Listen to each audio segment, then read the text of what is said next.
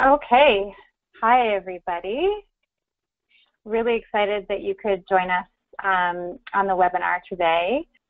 So our investment strategy focuses on 6 action areas, and each of them are formed from evidence-based research. So these areas help to guide the foundation in building healthy and vibrant communities by investing in hundreds of community-based initiatives each year. And we're really happy to be partnering with the Tamarack Institute to provide a series of free webinars about the collective impact stream, focusing on each action area. So really glad that you could join us today.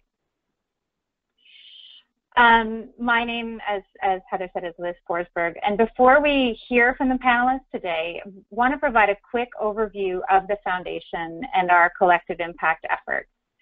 So the Ontario Children's Foundation's investments are focused in 6 action areas that are named for the vision that we aspire to achieve. It's named for the vision that we aspire to achieve through our investments. So one of which is inspired people. Each action area was developed from evidence-based research and guides our foundation in building healthy and vibrant communities. So we're really happy to be partnering with Tamarack on these free webinars about our collective impact investment stream. Of course, today's is all around the inspired people action area. So Ontario Trillium Foundation is an agency of the Government of Ontario.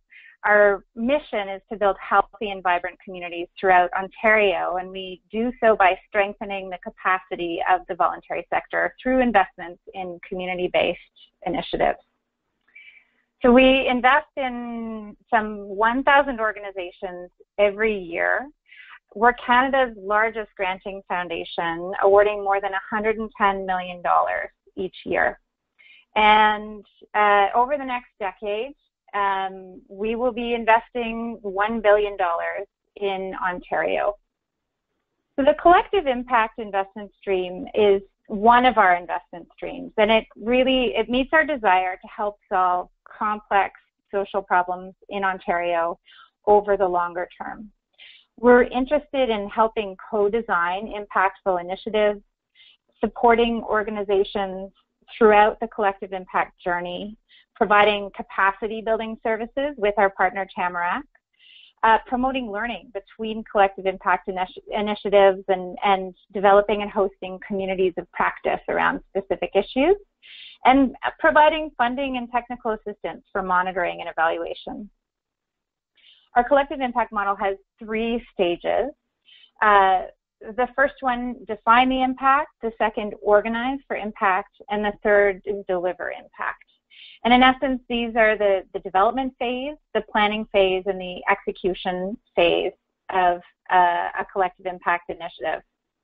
Each phase has a different amount of funding and length of time that that organizations can apply for. And those details can be found on our website. What do we fund? Our action area, we fund in 6 different action areas, and our action areas are the vision for what we aspire to achieve through our investments. And of course, today we're focusing on inspired people. So the Inspired People action area is about moving people from being passive audience members to active participants in the creative process. And it's also based on the premise that participation in quality culture, heritage, and arts experiences leads to more connectedness within communities through an engaged public. So this slide shows the Canadian Index of Wellbeing indicator that informs this Inspired People action area and the outcomes that we want to achieve. So the Canadian Index of Wellbeing was developed to help measure the health of the nation beyond its economy. And each one of our action areas were chosen based on the alignment with 12 of those Canadian Index of Wellbeing indicators. And for the Inspired People Action Area, the one indicator that acts as a North Star for achieving our vision over time is the average percentage of time spent on the previous day in arts and culture activities. And this is what we hope to impact over time.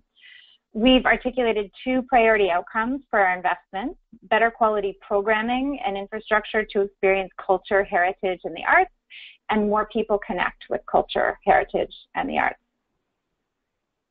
So if you are interested in learning more, please contact us. You can visit the What We Fund page of our website and click on Collective Impact. You can call our support center or email them, or you can contact Chelsea Kars, who is our program support for the Collective Impact investment stream. And now, next slide, please. I'm very, very excited to introduce our panelists today. So Deborah Lugo is the director of the Arts Access Initiative, Houston's action plan for ensuring equitable arts access for students. In this position, Deborah facilitates the collective impact work of diverse sectors in the city to achieve the initiative's vision that all children should have the opportunity to benefit cognitively, creatively, emotionally, and academically through the arts, a vision to which she's deeply devoted. Deborah, originally from Puerto Rico, holds a Master in Public Policy from Princeton University's Woodrow Wilson School for Public and International Affairs and a Bachelor in Violin Performance from Florida International University. And from 2005 to 2013, Deborah was the Executive Director of Mercury, the Orchestra Redefined. So welcome, Deborah. And Nicole Upton is the Director of Partnerships and Professional Learning at Ingenuity, where she develops sector-wide strategies to strengthen student learning in and through the arts. She works with both Chicago Public Schools and Chicago's arts and cultural community to build capacity, to strengthen leadership, and facilitate collaboration and knowledge sharing within and among organizations.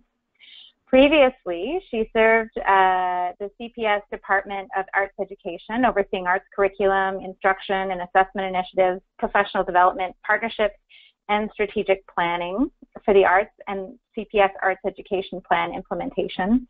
She's also served as the Senior Director of Education at the Auditorium Theater, Program Director and Drama Director at a sleepaway camp, as a Director and Stage Manager, and as a high school theater teacher. So Nicole holds a BA in Comprehensive Theater Studies from Northern Illinois University and an MA in Educational Theater from New York University. Welcome to both of you. So glad to have you here. And I'm going to turn it over to Deborah to get us started. Thank you so much, and thank you for the opportunity. So as Liz mentioned, my name is Deborah Lugo, and I'm the director of the Arts Access Initiative, which is here in Houston, Texas. And in the past, we have benefited tremendously by learning from other collective impact initiatives, including Ingenuity and some others in the United States. So I'm happy to be just presenting today, and hopefully you can get some good ideas for your collective efforts there in Ontario. So as Liz mentioned, AAI is Houston's action plan for ensuring equitable arts access for all students in Houston. And let me actually move to the next slide, if possible. Can we move to the next slide? Thank you. That's great. So I wanted to give you a little bit of context about Houston, because I think in collective impact it's really important to understand what you're working with. So in Houston, we are actually the 4th largest city in the United States, and we're actually the most diverse city in the country. Particularly in the greater Houston area, we have 51 school districts, but currently with the Arts Access Initiative, we're working in the Houston Independent School District, which is the largest district in Texas, serving 215,000 students and 285 schools. And I'm telling you this because we decided to first launch AAI in HISD because of being that biggest district. We knew that if we were successful working with HISD, we would probably be successful in working with other districts in the region.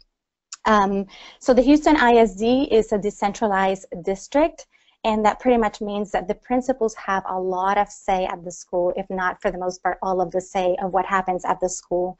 And that's an important context for us to really consider when we actually plan for the work we do with the district.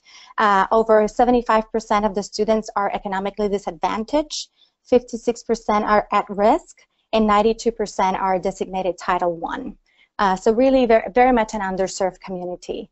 In regards to our arts community, we have over 500 cultural and visual and performing arts organizations. So it's a very diverse community. Not all of them have arts education programs, but we work with many of them. So let's move on to the next slide, please. Great. So just to tell you a little bit of where we've been, we started back in 2013 when Young Audiences of Houston, which is our backbone organization, and the executive director at that time decided to launch the community arts team. The idea was really to understand or assess the state of arts education at the district, particularly HISD again, and really to begin to understand the baseline or where we were. We were talking previously, and what we find in pretty much all the cities that are working in collective impact efforts is that, you know, there was a time where the arts were vibrant in the schools, and all of a sudden cuts happen, and you really don't have that happening anymore. But the idea of the community arts team was really to try to understand where we were, what our baseline was. So they not only worked on really collecting information and having the first campus inventory being conducted, but also in working together to develop a common agenda for Houston. Next slide. So from the campus inventory, this was back in 2013-2014, we decided to look at sequential fine arts instruction. We also looked at community partnerships, and finally at after-school programs. And what we learned back in 2013 was that 29% of the schools did not have a certified fine arts teacher in the school. We had 39% of the schools with either 0 or just 1 arts partner. And then finally, we had 30% of the schools that reported no arts after school. Next slide. We also conducted a study regarding behavior data for HISD high school students and middle school students. And when controlled for ethnicity, socioeconomic status, English language learners, and pretty much everything else that you can control for, we realized that the students that were engaged in high level of arts education had decreased disciplinary actions, sometimes by up to 50% fewer. We also saw a decrease in truancy, out-of-school suspension, and in-school suspension, and that was actually across the board. We also looked at the test, and we realized that students that were engaged in the arts had higher passing rates in all subjects in the Texas STAR test. And then finally, we also had an attitudinal study to really hear from principals and teachers about what they thought regarding the arts. And it was very favorable. Most of the principals, like close to 99% of principals and teachers, highly value the benefits of the arts and really wanted more arts education at the campus immediately. We heard 3 major barriers, and those were funding as the biggest barrier, followed by lack of professional development for teachers and lack of familiarity with art resources in our community. Next slide. So at that time, the community arts team came together, they saw the results of that baseline report and decided that they really wanted to launch the initiative to tackle this inequities in Houston. And together worked on developing a common agenda for our collective impact effort, which is what you see on the slide. All children will have the opportunity to benefit cognitively, creatively, emotionally, and academically through the arts. We're actually very proud of that common agenda, and it's something that all of us at the table really discuss and talk about because it's something we feel that really represents what we're working in achieving in our community. We have 3 major goals: equity, impact, and sustainability, and everything we do is based on those 3 major goals to ensure that we really are making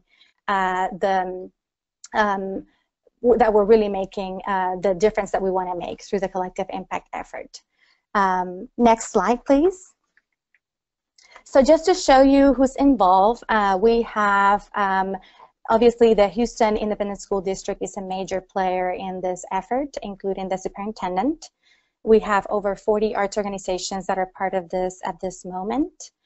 We have community organizations and universities that are somewhat working. They are involved, but not really at the table all the time. We have the City of Houston, including the mayor's office, and we have the philanthropic sector and the business community as well. The initiative is housed at Young Audiences of Houston, which was the organization that launched kind of the first conversation, and it serves as the backbone organization for the collective effort. I think it's important to mention here that as you all know, regarding collective impact, we're not talking about a program, we're really talking about systems change. And what we know about that is that not one organization can do it alone.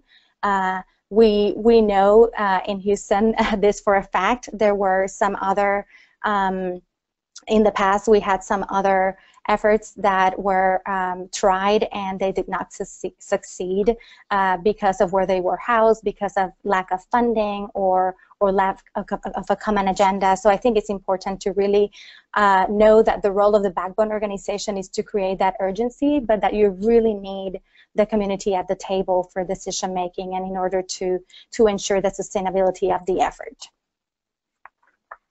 Okay, next slide. So I was asked to kind of give you a little bit of information as to where we have been in regards to the phases of collective impact. And I thought that I would just give you some of the things that we have done here in Houston. So as I mentioned before, we conducted the baseline report, and that was called the State of the Arts Mirror Report. It was the first time that that was done in Houston, and I think that was really a major step for us in order to understand the landscape. After that, the initiative was launched, and the community decided to hire my position, so the AAI director.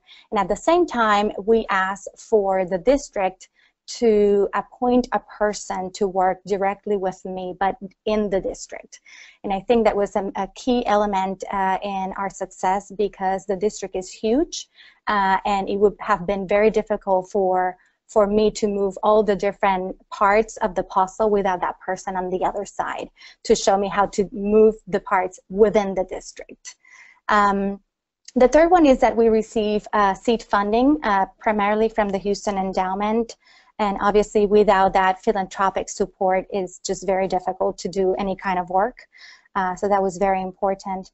We are part of the Any Given Child program at the Kennedy Center. I don't know if you know about that particular effort, but it's actually a collective effort of collective impact efforts in the United States. So for Houston, it was key that we got that recognition from the Kennedy Center, because I think it really showed not only that the community was working together, but that we also had the backing from a major institution in the country. After that, we worked very diligently to launch the steering committee and diverse working groups, and that really is to provide oversight and ensure that we really have a team in place that has representatives from diverse sectors in the collective. And then we move on to the launch of the 2-year pilot program. This is something that was key for our city, and I mentioned before that you really need to know the context of your city. In Houston, the community really wanted to have a pilot program. We wanted to understand how we could all work together. We wanted to also conduct a very thorough evaluation, and by that thorough, I'm talking about a randomized control trial. So we actually knew that in order to get that off the ground, we needed to start with a pilot program. So we designed that pilot program along with researchers, and we first started at 11 schools. And the second year, we reached 25 schools, and we're hoping that by January 2018, we'll have the results of the randomized control trial to share with you if you would like. So although at first I was a little bit apprehensive about doing a pilot program, because I am very interested in being nimble, in systemic change, in creating the conditions, not really the hands-on pilot at the school. I think for our community was very needed to demonstrate quick wins. So that's that piece. And then finally, at the same time that we were doing the 2-year pilot program, we launched the process of developing a vision plan for our collective. And that was a long process, and we just finally got it approved a few months ago. Great. So this is just, in a nutshell, what the areas of work that we're going to be focusing on. In the center, you really have that creative school. That is something that it's, divided in 6 different sections. So we're not here only, to ensure partnerships at the school. We really are here for the fine arts teachers, for the culture of creativity, and so forth and beyond. And then surrounding that, you have the 6 areas of work that we developed through our vision plan. The first one is systems. So we are here to develop systems for school districts to support and advance arts and creativity for students. The second one is knowledge, which is very much professional development opportunities, not only for educators, but also for arts organization leaders and teaching artists in Houston. We also have insight, and that's really to demonstrate impact. I think, as you all know, data is very important for collective impact, to really know where you are, where you're going, and how you're doing. So that's that piece. The fourth one is tools, and we really are looking at that piece to provide resources that are currently not available for teachers and for arts education leaders in Houston. We have the relationship, and that's the advocacy piece, the building public will piece that is so needed for the sustainability of the effort, and really to start thinking about changing mindsets in regards to arts education and its importance in the city. And then finally, we have funding, which is also very important, because we know that we need to grow the pie in order to be able to offer more arts opportunities at the schools. So we really focus on unlocking new sources of funding for Houston's, for our effort. So we have had some great things happen. The one that I'm most proud of is the fact that back in February of 2017, the new superintendent, Richard Carranza, decided to hire, for the first time in more than 20 years, a fine arts director for the district, and also to launch an arts education department.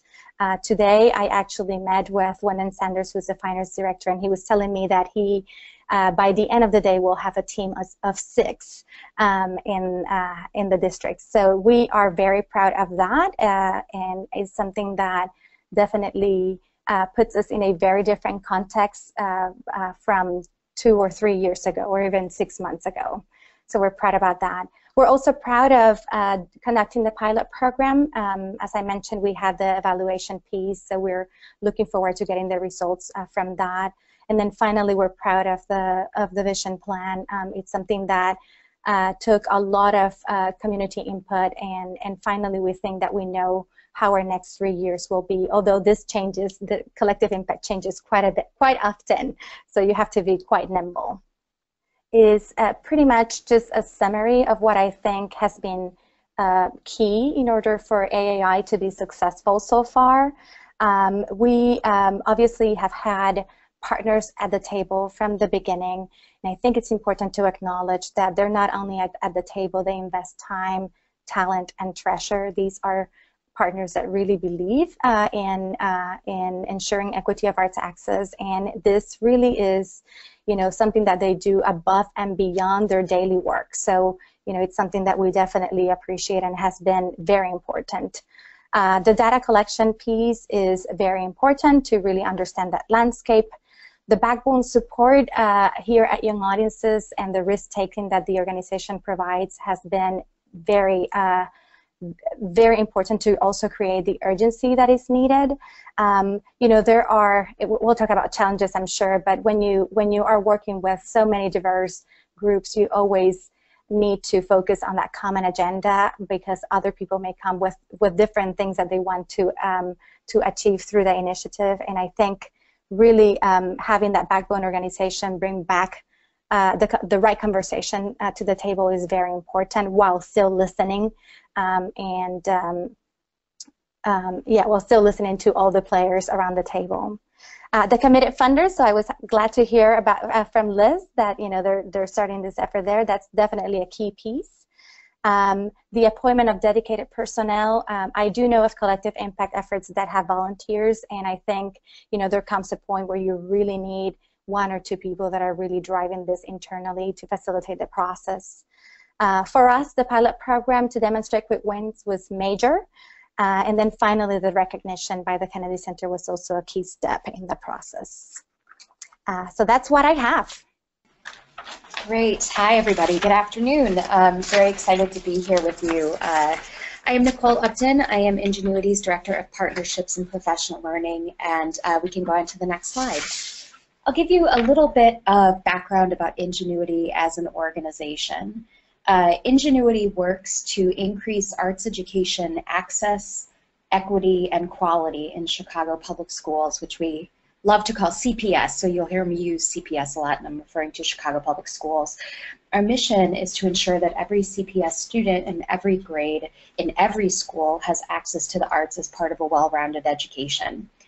We're a national leader in arts data collection and mapping, a leading strategy partner to both the City of Chicago and Chicago Public School leadership, and certainly a staunch advocate for the arts in CPS.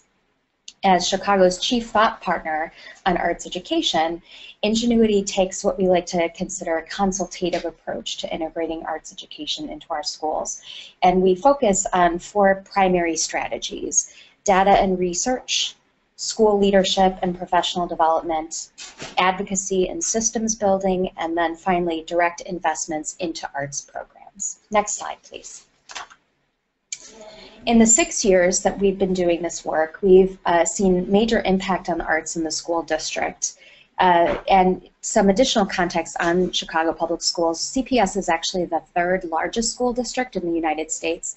We have 664 schools at last count. That's sometimes a moving target of a number, but 664 schools and just under 400,000 students. So we're really a large, large district. And as you can imagine, it's hard to see systems change in a district that large. Despite that, the work that we've been doing, we've really been able to track quite a lot of progress. And on the screen you see some of those increases over the last 4 years that we've been collecting data. And I'll tell you more about what some of these things mean a little bit farther on down the slide deck. But essentially we've seen an increase from 29 to 59% in schools that are rated strong or excelling in the arts, and that's on the higher end of the scale. We've also seen an increase in certified staffing in the arts, so the actual credential to teachers presenting curriculum to students has also increased pretty substantially. We've also seen increase in the weekly minutes of arts instruction that students are receiving.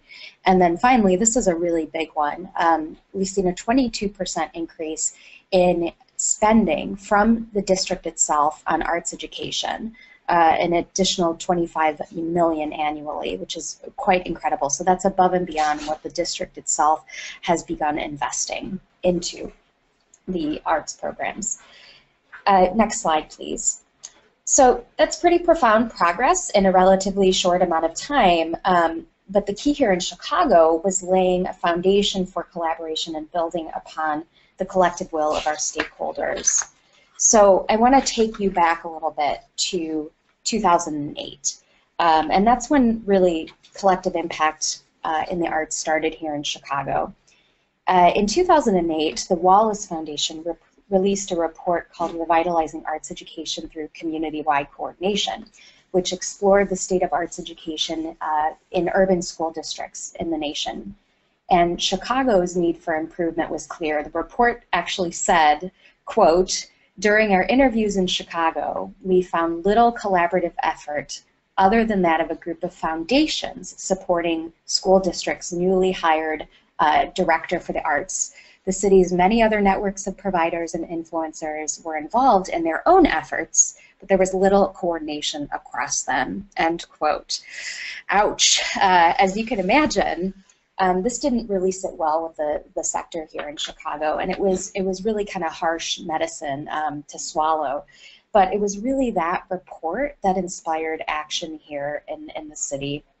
Soon after that report was released, and with the Chicago arts education funding community really leading the way, more than 200 of Chicago's largest museums, cultural institutions, and neighborhood arts organizations joined district leaders, principals, and teachers from Chicago Public Schools and leading foundations and corporations to found what we call the Chicago Arts Learning Initiative, which you'll hear me refer to as CALI. We love our acronyms in Chicago. So CALI was developed with the initial goal to develop a plan for expanding arts in schools citywide. Next slide, please. The goals of CALI were to create actionable knowledge, to increase demand for arts education, to build support and school leadership, to coordinate, align, and sustain, and to improve the quality of teaching and learning. The CALI process itself engaged hundreds of arts education stakeholders across Chicago, and this is really key. It was deliberately inclusive, so it represented all disciplines. It was not kind of invitation only, and it welcomed all who were interested into the conversation. It also included a diverse representation of leadership and levels and the tenure of people. In addition to what we like to call the usual suspects, the kind of big cultural institutions that everybody already knew about, this process was very deliberate to include emerging leaders at various levels of leadership in their own organizations and in their own careers. And they also really deliberately included them in the process, which is really a key point.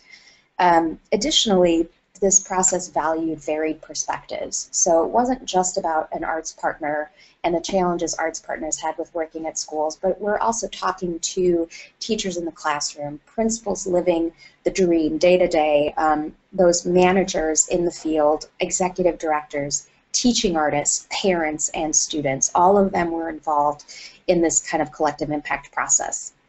And all of this was really critical for building buy-in and it really for being transparent along the way to engage those stakeholders throughout the process. That transparency in building and maintaining that buy-in was really important.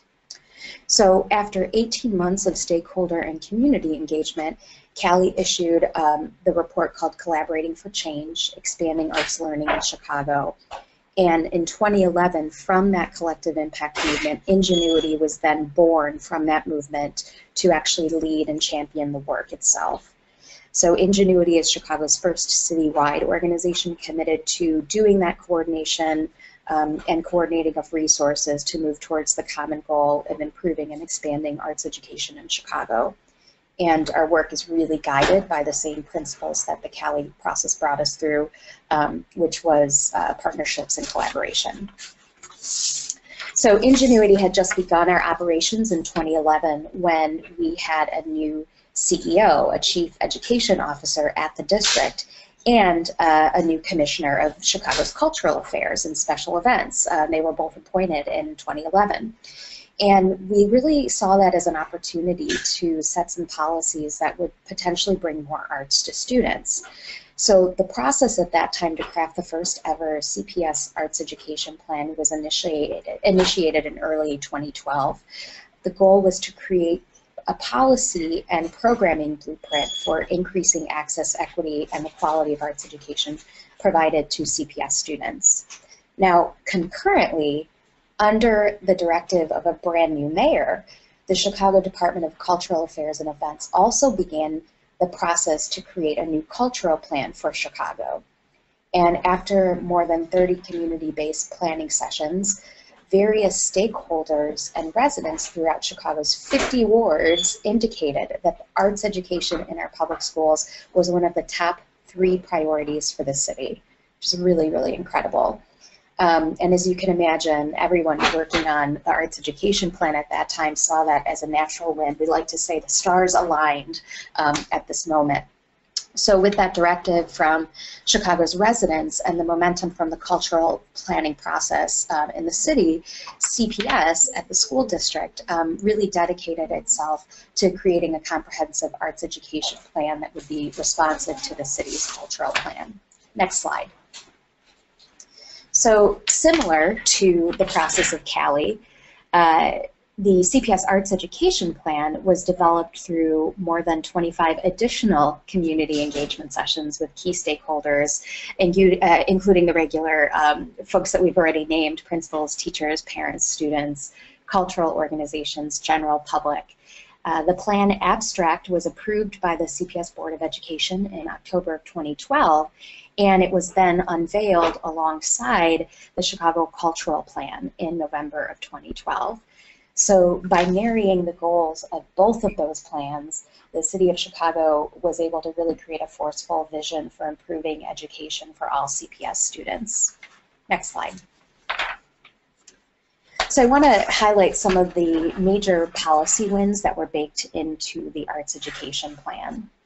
The arts are now considered a core subject, and the CPS Department of Arts Education now actually sits inside of the Office of Teaching and Learning at CPS, which is where all of the other core curriculum areas like math, literacy, where they sit. So they're at the same table, which is just even from an optics perspective pretty incredible. 120 minutes of arts instruction is now recommended for elementary schools.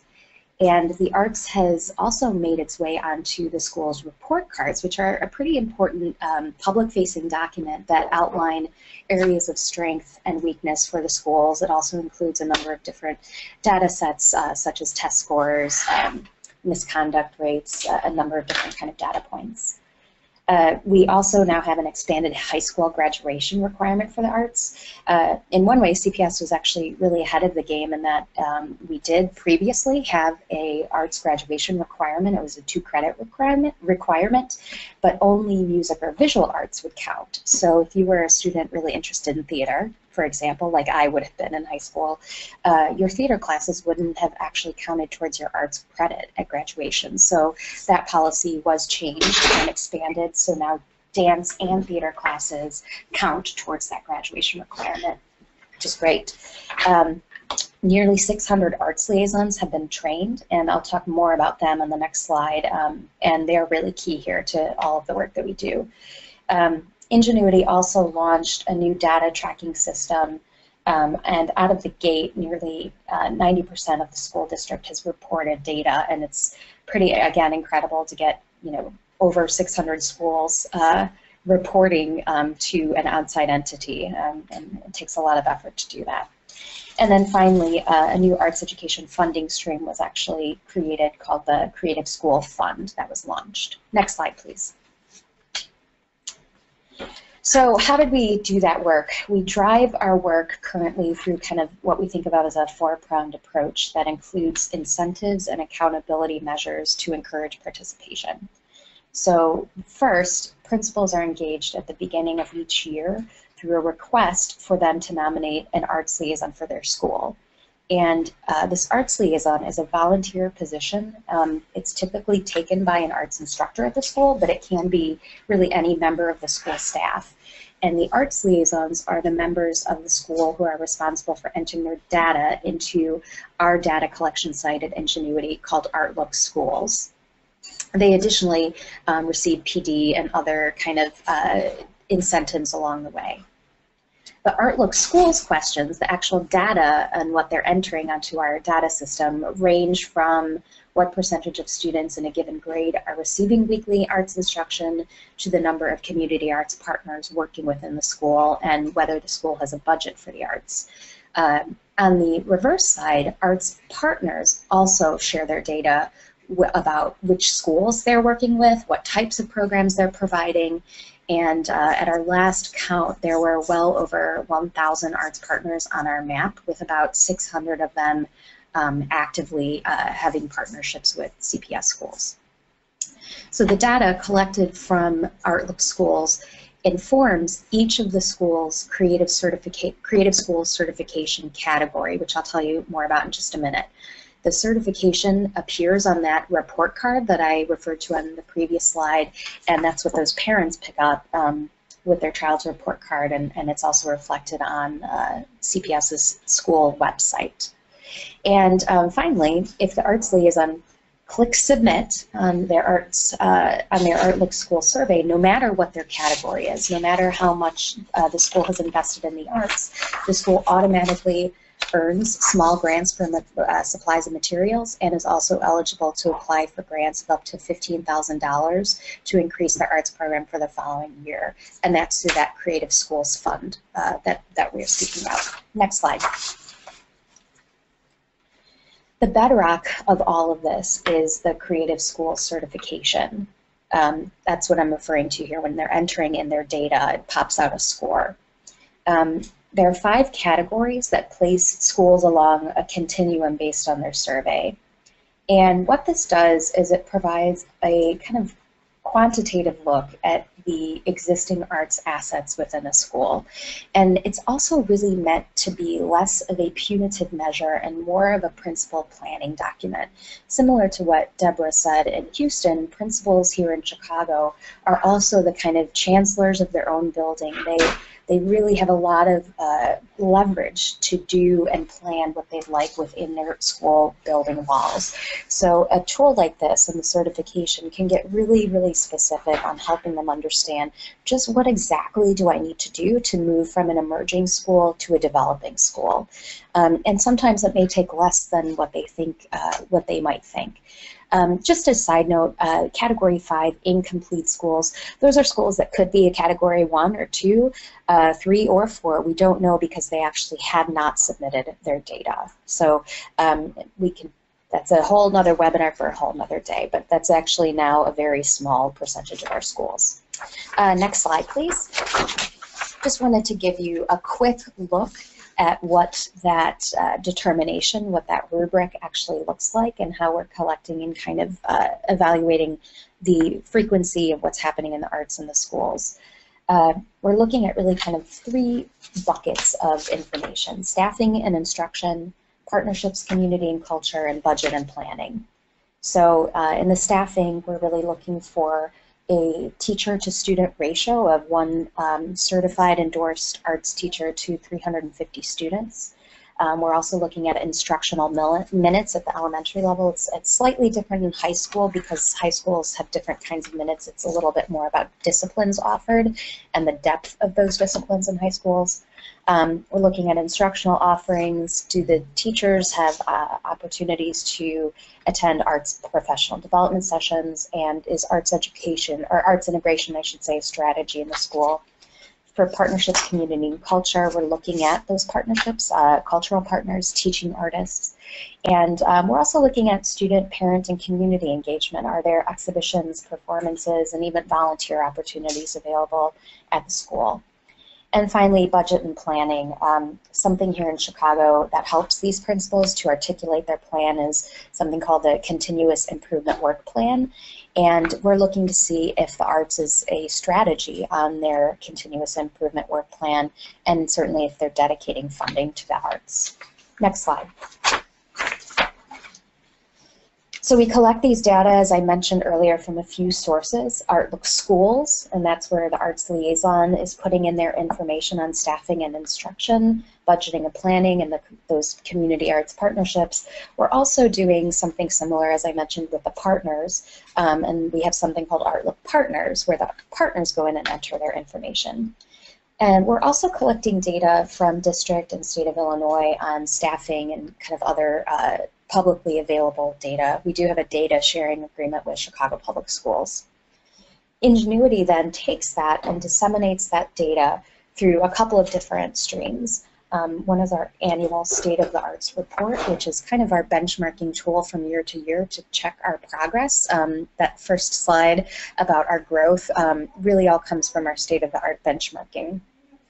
We also create customized reports about the arts for both arts partners and schools. So as you can imagine, for a partner and even for a school, it's really wonderful to be able to say, what is our reach? How many areas of the city are working? What is the demographic breakdown? how can we use this kind of data to better strategize on where we are bringing our programs. On the front-facing ArtLook map itself, and I'll show you a screenshot of that in a moment, but there's actually a tool, a searchable mapping tool that dumps all this data. And then we also do customized reports for arts partners, for the district, and even for the funding community. Our funding community here is using ArtLook Map more and more to help expand their understanding of their grantee portfolios, and also to help kind of inform their own funding strategies. Next slide. This is a screenshot you're about to see of the ArtLook map, and the website address for that is just artlookmap.com. And this is that front-facing searchable tool that lets both, really anyone, certainly schools and arts partners, but anyone to kind of see what's happening in the arts in Chicago. Previously, you know, before this tool existed, you really did not know what was happening where.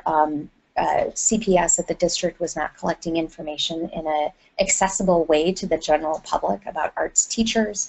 So let's say you were an arts program person at an organization who had a free program to offer schools. It was much harder than it should have been to figure out who could benefit from that program and how to actually connect with them. So it's really been a game changer for making those connections and really kind of understanding the lay of the land. So when you land on the homepage, you have the option to search for individual schools or individual partners. You can also conduct more advanced searches for partners, for example, meeting a specific criteria. So let's say you are a school looking in a certain area of the city, and you're looking for a partner that works in your area of the city, or within a certain arts discipline or an arts kind of program type. It can help you to kind of navigate those waters and figure out who the best match might be for you and your school and really your needs. Next slide, please. So obviously this kind of work and the way that we do this work has so many benefits for many of the different stakeholders in the community. For school districts, a tool and this kind of work creates accountability in the arts across schools. It identifies the arts deserts and then helps to develop strategies to bring resources to those deserts. It tracks also staffing equity issues in schools and districts. For example, the issues of credentialed theater and dance artists have become really pretty highlighted, especially since the change in policy at the high school graduation level requirement. So we need a lot more of those teachers here in Chicago. It also tracks growth in the arts. For example, you know, arts providers, schools, districts, statewide. For arts partners, it certainly helps to create efficiencies in program provision and helps to reduce that kind of planning and just the kind of on-the-ground connecting time. It facilitates those connections. It creates opportunities for peer-to-peer partner programs and connections. That's been a really interesting piece in that sometimes even the partners working in a single school did not realize who the other partners were working with in that school, and it's provided really some exciting opportunities for collaboration. And certainly this kind of instant profile reporting has reduced the arts partners' demands for grant reporting. Even some of the funders here are asking their grantees to use their profile as part of their reporting structure and their application structure. Next slide. For backbone organizations, obviously, it allows us to kind of not only track and benchmark, but the ability to kind of see what happens and to recalibrate our goals annually. And certainly creates a really powerful advocacy tool for speaking to policymakers from the city, state, and national level. At the city and local sector level, it drives equity and goal setting, certainly for arts education across arts education access. It drives that communication. You know, again, you even have to pop it out beyond the schools and the partners, but to the funders and the district itself. And it leverages kind of local and national funding by creating progress metrics. Next slide. And for our funders and local corporations, it's really been interesting to see how they can track grantee reach and progress across time and geography. It's also reduced granting for repetitive proprietary systems. It creates a unified and evolving data system and data set across grantees. It also streamlined their own application and reporting systems internally, certainly informs their strategies, and allows for them to really understand how their partners fit in the context of their other partners that they are funding. So the next slide. Some closing thoughts on what's on the horizon as we look forward. Ingenuity continues to evolve our data systems. We are actually in the process of releasing a 3.0 version of the Artlook map. What we have now is currently our 2.0 version. And that 3.0 version is going to be available in September. That's going to provide even more functionality and accessibility. We certainly also continue to work towards full implementation of the CPS Arts Education Plan, and we definitely support the arts education providers and organizations in collaborating with CPS. I haven't even gotten into any of that during this presentation, but I invite you to look at our website for more information. Our latest round of 16 to 17 school year data on the State of the Arts report will also be released in the fall, so that's our yearly data report. So my final thoughts on collective impact work is that it takes a whole lot of time and effort, and it's probably more difficult to sustain than one might think. You know, people are really hard to wrangle, and many organizations come to the table with their own really unique view and their own kind of stake in the ground for the issues at hand. So it takes, you know, constant nurturing to build trust and build that buy-in. You have to be able to change with the kind of competing priorities and adapt and be nimble and evolve. And sometimes it feels like you're taking kind of 2 steps forward only to take 1 step back, and you have to kind of persevere through that. And ingenuity to us, collective impact, isn't just a process or a box to check. It really is kind of a value that has become really deeply embedded in our identity as an organization and our daily operations. Grounds all of the work that we do in reality and really keeps us all focused on those kind of meta goals that we all really need to work together to accomplish. Thank you. Thank you very much, Deborah and Nicole, for presenting. There's so much food for thought in your presentations. I wanted to note we are approaching 2 o'clock, but we wanted to allow people to ask some questions. I'm going to skip through some of our questions that we had and move to question number 3. While we do that, if there's anybody out there who has a question, please submit that. Nicole, you kind of answered the question number 3, the learning that you would want to share, advice that you could offer to others who are considering collective impact. So I'm going to turn it over to Deborah.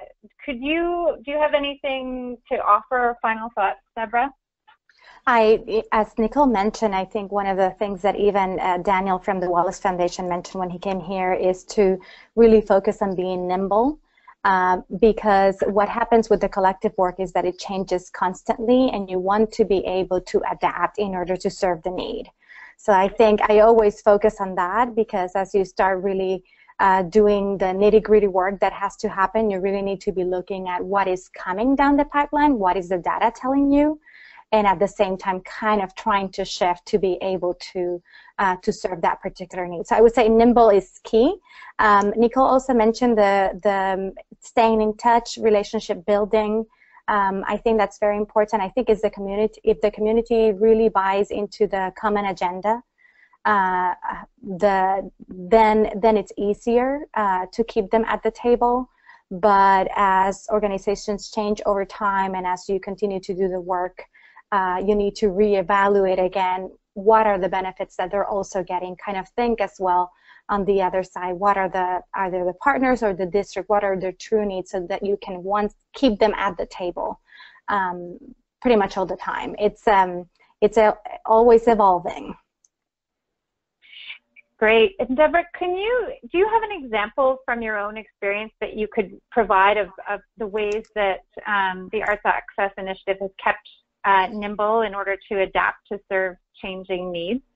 Yes. So one of the things that happens when you become a backbone is that you get interest from funders regarding support.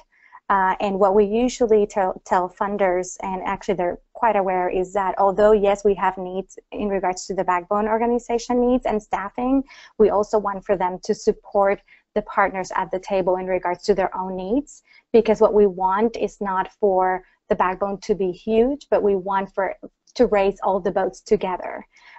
What I'm trying to say ultimately is that if we have healthy organizations, a healthy district, and a healthy backbone, then you really have a good working collective impact model, rather than shifting funding or resources to one area and not paying attention to the rest. So really is, I think that would be a good example of that. Just being mindful of the resources that you have and how you invest them. Yeah. Great. That's fantastic. And I'm going to pass it over to Heather, who's got 2 questions around data that have come in. Thank you so much. And both of you really emphasized and talked about data collection, and you spent a lot of time on it. So I have 2 questions. One of them is for Nicole, and they're wondering about the data system and the tracking system that you used or are using. And then the other question is about data sharing. And I actually had this question too.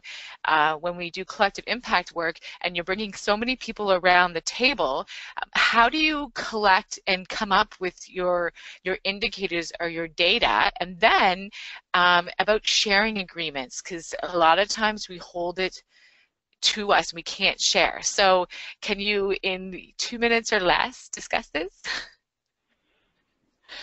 I can certainly try. This is a whole other webinar.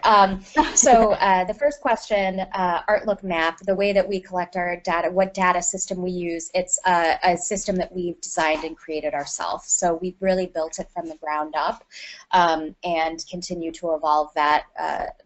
ArtLook Suite is kind of the meta system that we use. So that is an evolving product that Ingenuity has developed. Regarding the data sharing and the collection itself, when working with the school district, certainly the data sharing agreement was a huge piece of the work and that we had to accomplish with the district itself. That is not an easy hoop to jump through, and it does take quite a lot of, in addition to relationship building, just kind of figuring out the ins and outs of what is shared and how is that itself shared. On the partner side, certainly this is a tool that the arts partners select into. So they are selecting and see the value proposition and what they're able to get out of the ArtLook Map. So while we're collecting data, there's actually a value proposition for them to actually enter their data onto the map itself. How and what we collect is constantly evolving. You know, it's a fine balance. I know that our data team goes through from year to year to say, are we adding questions? We don't want to overburden either the schools or the partners, but what is the most applicable data? What is the most helpful data? And that is a question that we are constantly asking ourselves. What is the best data to collect, and how do we do that in a consistent way? Awesome. Deborah, do you have any insight? I would, for Houston, we actually collect the information from the schools, and then we corroborate the information that they provide with the district and also with the partners. But it's reported by the school, and it's the best way. I think Ingenuity might do that as well, where you first get the information from the partner or from the school, and then you kind of look at it. It's been the only way that we've been able to figure out how to collect that information. I also mentioned the randomized control trial, so that's another, that's another webinar. And for that, we do have we don't have a data sharing agreement with the district, but we have a very strong collaboration with the research department at the district and also with Rice University, and they also have a very close relationship with the district. So we work directly with the principals, with the district, and with the researchers in implementing the different evaluations at the campus level. So that was kind of a different piece of our data collection. Great. And the other part of the question was how has anyone had any success sharing within Ontario? And Marissa, you know what, I might do a bit of research and in our post email see what I can find. I do know locally when I work with the school boards, it was very hard, and I did try 12 years to work with school boards, and it was hard. So it's not going to be an easy process, but we'll see. I'll do a little search and see what I can find in terms of Ontario. So I'm just going to wrap this up because we are over. We have a few more webinars coming up, and then Tamarack also has a 5-day event happening in beautiful Vancouver. If anyone is interested, you can find more information about the upcoming webinars and the workshop on our website. And I just want to say thank you. Thank you, Deborah and Nicole. This was really insightful, and I have notes, so many notes, and I'm going to try to condense them and put them in a post email. I will include your emails if anyone wants to get any further information from you. And I just want to say thank you to all of our participants for hanging in for 10 minutes longer, and I will send out a post email very shortly. Thank you very much, and have a wonderful day.